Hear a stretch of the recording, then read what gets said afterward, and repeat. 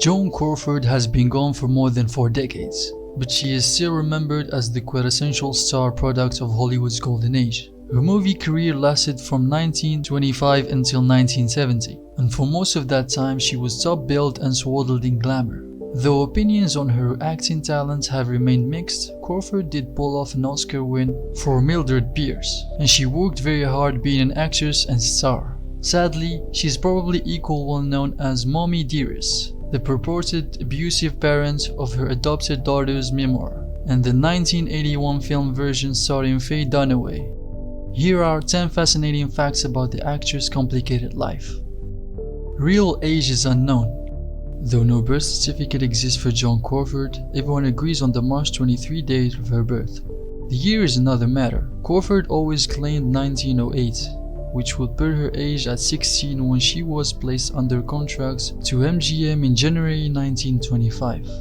Other sources like IMDb says 1905, and some says 1904, which biographer Donald Spoto argues is impossible, since her brother Harold was born in September 1903. The consensus seems to have settled on 1906 as the most likely year of Crawford's birth, but there's no definitive proof.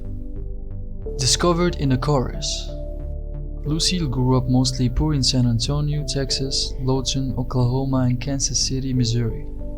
The family was abandoned by her father around the time of the girl's birth, and her mother took in laundry to make ends meet, a possible source of Joan's later horror of wire hangers. A stepfather came and went, leaving Lucille with a new name, Billy Casson. By 1922, Billy was winning Charleston contests in Kansas City, and headed to Chicago and then New York to dance on stage. She was spotted in a chorus of the passing show of 1925 by MGM producer Harry Rapp. If you're loving this video so far, make sure to leave us a like and subscribe to our channel. And make sure you stick around for the rest of the video to find out what illegal things she had to do to have children. New name was chosen in a public contest, given a screen test, and offered a contract. MGM chief Louis B. Mayer saw potentials in the new contract player, but not as either Lucille or Billy Casson.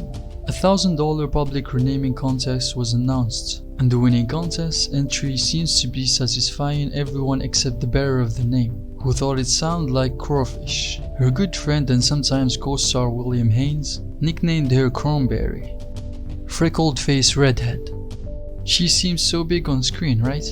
Well, the eyes and mouth were certainly large and vivid, but the woman herself was barely 5'3". As for the complexion and hair color, the freckles were erased by makeup, and the hair changed with the role. In addition, Crawford was rarely seen in color until 1953 Torch Song, and by that time her appearance had reached a height of artificiality that rendered the question of natural hair color moot. Her connection with Clark Gable was possibly romantic, even though she had 4 husbands: Douglas Fairbanks, Franchot Tone, and Philip Terry. Also Pepsi Cola president Alfred Steele. Crawford was always close to Clark Gable. Gable co-starred with Crawford in 8 movies, more than anyone else, and the two are rumored to have pursued an affair on and off for decades. They were certainly good friends, and when Gable's wife Carol Lombard was killed in 1942 plane crash, Crawford took over her scheduled role in film They All Kissed the Bride and donated her salary to the American Red Cross. Labeled box office poison. Though Crawford found a regular place in the top 10 money-making stars poll during the early mid-30s, in 1938 she, along with Marlene Dietrich, Greta Garbo, and Katharine Hepburn, were labeled box office poison by the Independent Theater Owners Association of America. A series of substandard roles dimmed her star for a bit, but Joan was always good at comebacks. A director accused her of wearing shoulder pads.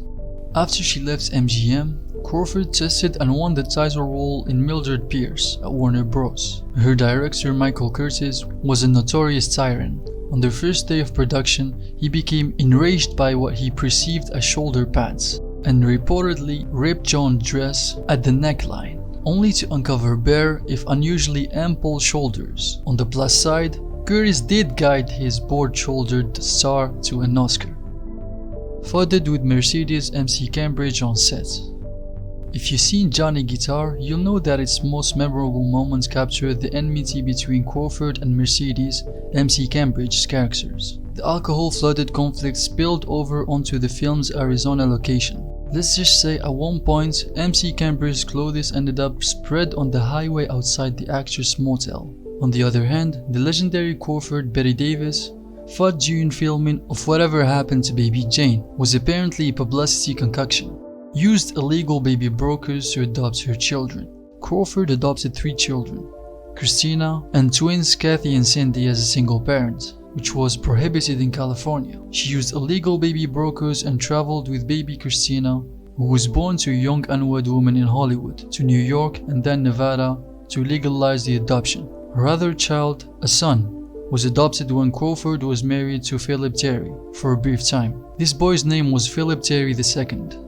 When the marriage dissolved, he was rechristened Christopher Crawford.